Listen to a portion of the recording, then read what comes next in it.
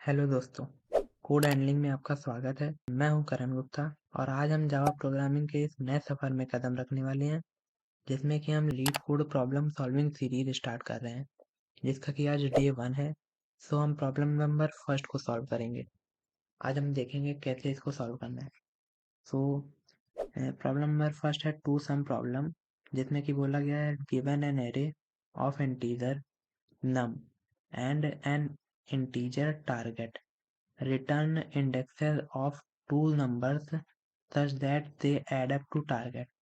तो ये कहना चाह रहे हैं कि एक एरे दिया होगा हमें nums नाम का और एक टारगेट दिया होगा हमें इंटीजर टाइप का। तो हमें इंडेक्सेस रिटर्न करने हैं किन्हीं दो एलिमेंट्स के जो कि जिनका सम इक्वल हो टारगेट के।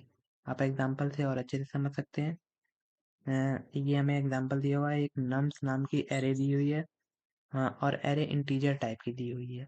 जैसा कि हम जानते हैं array is a collection of similar types of data. तो ये एक इंटीजर टाइप ऑफ डाटा की एरे है। तो नम्स इज इक्वल टू, ये हमें 1 2 3 4 एलिमेंट्स की एरे दी हुई है जिसमें कि 2 7 11 15 है एलिमेंट्स और हमें टारगेट 9 दिया हुआ है। तो हमें टारगेट, अब हमें सम चेक करना है ये किन दो नंबर्स का सम है 9।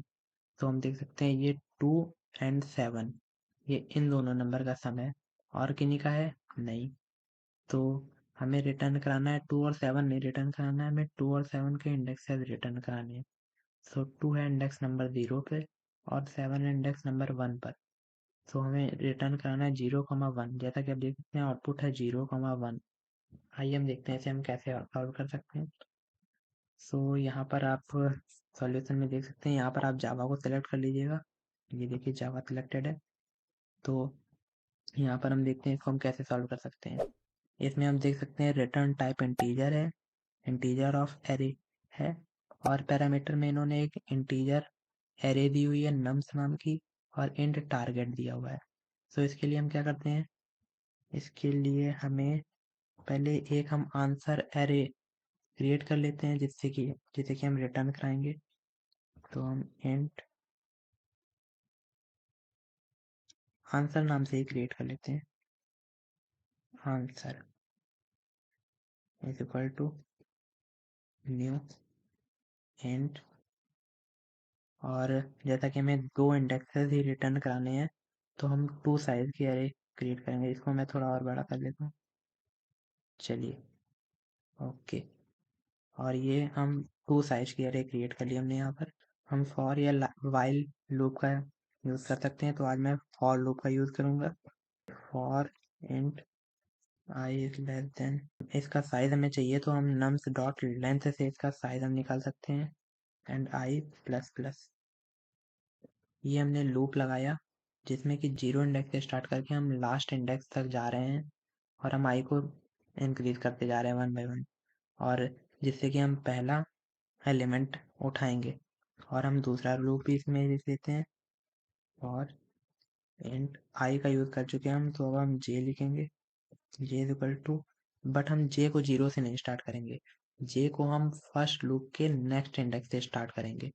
फर्स्ट है आई है तो जे सेकेंड लूप होगा आई प्लस 1 से स्टार्ट होगा। आई प्लस 1 नेक्स्ट इंडेक्स से स्टार्ट किया हमने एंड इसको भी हम लास्ट इंडेक्स तक ले जाएंगे। नम्स डॉट लेंथ, और इसको भी 1 बाय 1 इंक्रीज करते रहेंगे। तो हमने सेकेंड लूप भी लिख लिया है। For int j is equal to i plus 1 and less than nums dot length j plus plus. अब हम एक कंडीशन के थ्रू इसमें चेक करेंगे कि क्या हमारे वो कौन से दो एलिमेंट हैं जो कि हमारे टारगेट के इक्वल हो रहे हैं। तो और जो भी होंगे उन्हें हम अपने इस इस वाले एरे में स्टोर करा देंगे, इसके दोनों इंडेक्सेस में स्टोर करा देंगे और इसी को हम लास्ट में रिटर्न कराएंगे। तो हम एक कंडीशन के थ्रू चेक कैसे करेंगे ये देखते हैं। If nums of I plus nums of J double is equal to के थ्रू हम चेक करते हैं कि ये बराबर है या नहीं है। So nums of I plus nums of J is equal to, double is equal to target और नॉट। ये टारगेट हमने लिख दिया कि ये टारगेट के बराबर है या नहीं, और अगर टारगेट के बराबर है तो इस कंडीशन के अंदर जाएगा, और अगर इस कंडीशन के अंदर आता है तो इसमें हम क्या करेंगे, इस आंसर के एरे में ये दोनों इंडेक्सेस स्टोर करा देंगे जो कि हमारा आंसर होगा। तो हम वो कैसे कराएंगे, आइए देखते हैं। Answer of 0 is equal to I.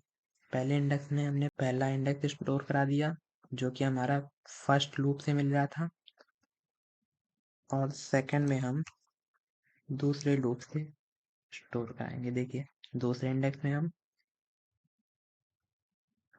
J store कराएंगे जो कि हमें दूसरे लूप से मिल रहा है हमें, तो ये सेकंड इंडेक्स होगा। तो हमारा ये हो जाएगा आंसर।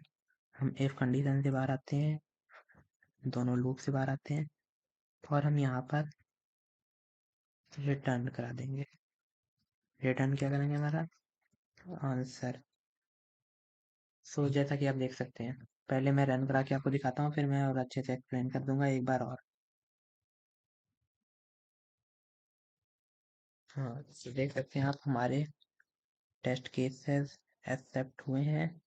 ये देखिए पहला केस 1 है जिसमें कि हमें 7 और 2 हमारा आंसर था, तो 0 और 1 आउटपुट आया है जो कि एक्सपेक्टेड आउटपुट के इक्वल है। और दूसरा केस देखते हैं, हमारा 3 2 4 एरे था जिसमें कि टारगेट 6 था, तो हमारा 1 और 2 होना चाहिए था, तो 1 और 2 आया है, एक्सपेक्टेड आउटपुट भी 1 और 2 है। और इसमें भी हमारा 0 1 3 3 था एलिमेंट, और टारगेट 6 था, तो 0 1 ही ऑलमोस्ट एक ही इकलौता आंसर था, तो हमारा वही आंसर आ गया। तो आइए हम इसको और अच्छे से समझते हैं बेटर अंडरस्टैंडिंग के लिए। हमने एक आंसर एरे क्रिएट किया रिटर्न करने के लिए, और हमने यहाँ पर दो लूप लगाए हैं जिससे कि पहला और दूसरा इंडेक्स हमारा निकल सके, और एक कंडीशन लगा रहे हैं जिसमें हम स्टोर करा रहे हैं अपने आंसर एरे में दोनों इंडेक्सेस, और उसे ही हम लास्ट में रिटर्न करा देते हैं। सो कुछ इस तरह था हमारा प्रॉब्लम नंबर 1 जो कि डे 1 के लिए था, और इसे हम आज सबमिट भी कर देते हैं।